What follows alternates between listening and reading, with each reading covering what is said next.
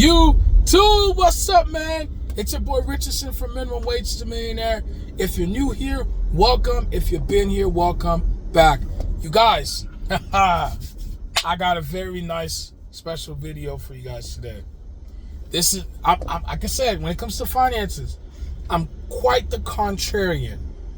And I know that this will probably be a very controversial video, may even be a controversial take in the financial world, but I don't have a problem with it because I understand that personal finance is that personal. What makes sense for you may not make sense for me and vice versa.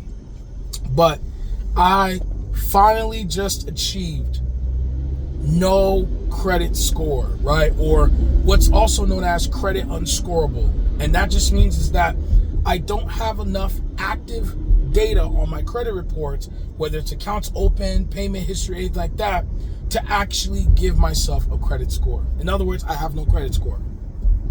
Now, some people will look at this in this world that we live in, and the kind of common wisdom when it comes to financial education, people will look at this as like this is the worst thing in your life. Like it's almost as worse as not having any income, right? Like, Richardson, what are you talking about? This is disastrous. But for me, not only am I excited at this is what I actually want.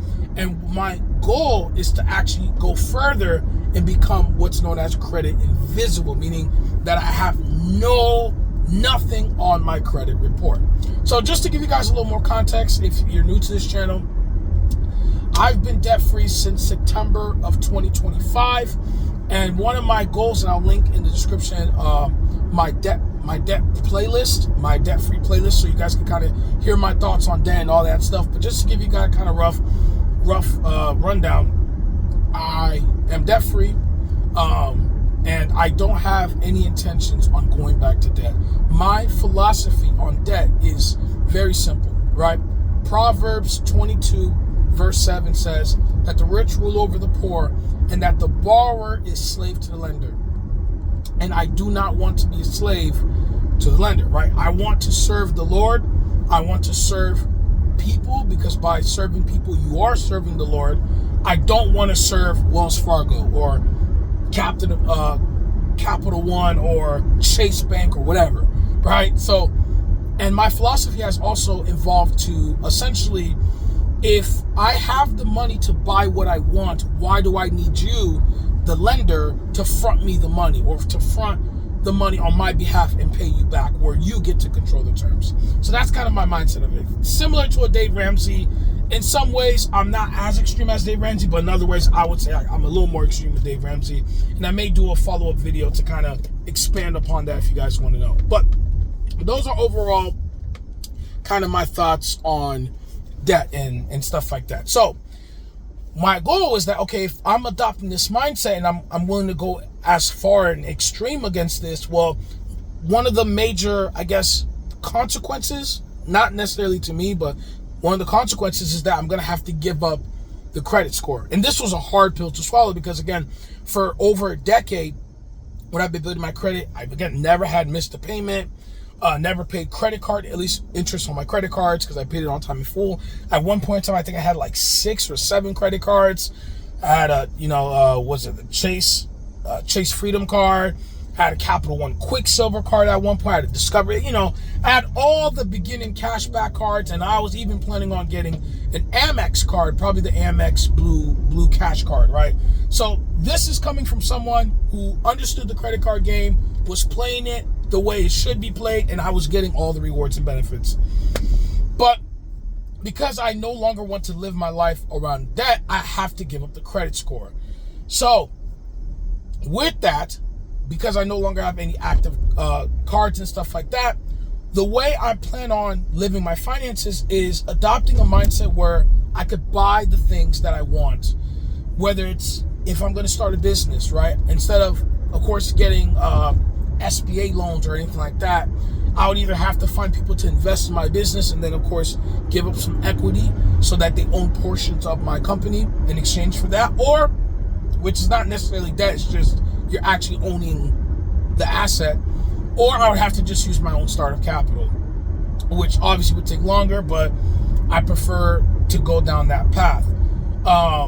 Another thing is, one of the biggest, I guess you could say, misconceptions is that you can't rent an apartment without a credit score. This was one that I was that one theory was the one that prevented me from even ever wanting to not have a credit score, because I'm like, well, I at one point I will go rent an apartment, until I watched the video from Dave Ramsey where he's talking about you don't need a credit score to rent an apartment. And I thought, okay, Dave Ramsey is just out of touch. Maybe Dave Ramsey's saying this as in like, okay, in the 80s or 90s when he was, younger, maybe that was the case, but it's not the case now. But I was very surprised that I was watching some other videos from like Anthony Neal. You guys may know on YouTube.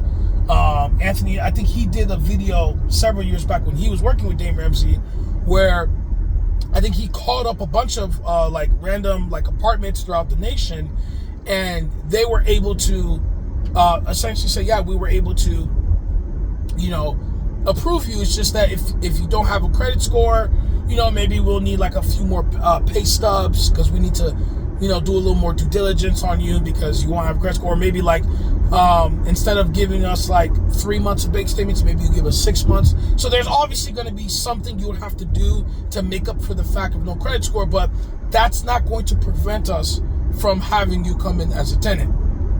And that was the thing where once I found that out, I was like, oh, wow, okay, that's great, because I'm not really compromising a lot of things. Another thing is that one of the ideas of like not having a credit score that kind of feared me before I made that jump was the idea that you wouldn't be able to rent a car. But I've done some research on like the big car rental companies like Enterprise, Avis, what was the other one? Avis. There's like a few other ones where they will allow you to rent a car on with your debit card without using a credit score, doing credit checks or anything like that. It's just, again, you would probably have to put a larger incidental. So all these kind of, I won't say myths, but things that are not put into proper context that people just broadly believe about living with a credit score versus living without a credit score. Once you do a little due diligence and you realize, well, they're not really that much of a headache. Some of them, it will require you to kind of think outside the box a little bit. And obviously, it's not as convenient as using credit and having your credit score and all that stuff. But, for most part, even getting insurance, I was able to get insurance without credit score, right? So I guess all these things that we've been taught that, oh, you have to engage and you have to get a credit score, I just found that either one, they're complete myths and flat out lies, or two, is that there are things that, yeah, okay, you're gonna have to compromise some things, but the compromises are not as great as they make it seem like. And once I was able to kind of put all those to rest, I was more than willing to jump in and become credit unscorable. And again, like I mentioned in the beginning, credit unscore just means that you don't have enough active data on your credit reports to report credit score. Because once I paid off my debt, obviously the last debt I had was my my car loan, and once I paid off my car loan, that automatically closed the account, and now I don't have anything active. So yeah, I was very excited for it. I may put on the thumbnail the email that I got from, I think it's from Experian, one of the credit reporting agencies, to show you I don't have a credit score.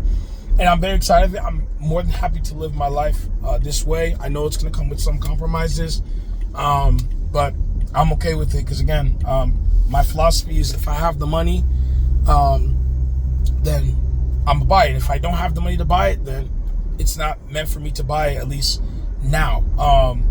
And what this then does is that it removes the credit out of the financial philosophy for me, and instead it focuses on the things that really do matter, which is my expenses and finding ways to lower or minimize my expenses, my income, because like Dave Ramsey says, your income is your greatest wealth building tool, and most importantly, it allows me to focus on things like building investments and assets that's actually going to make me money, as opposed to just saying, hey, I'll just have somebody front me money and I'll pay him back some other time. Yeah, that's all I want to say on this. Thank you guys for allowing me to talk to you guys and speak to you guys about it. And again, like I said, what makes sense for me may not make sense for you and vice versa. So don't take this as me telling you this is the right way. I'm just telling you this is the right way for me. Thank you guys. It's Richardson from Minimum Wage to Millionaire. Hopefully you guys have a good day. May the Lord be with all of you guys today. Have a nice one.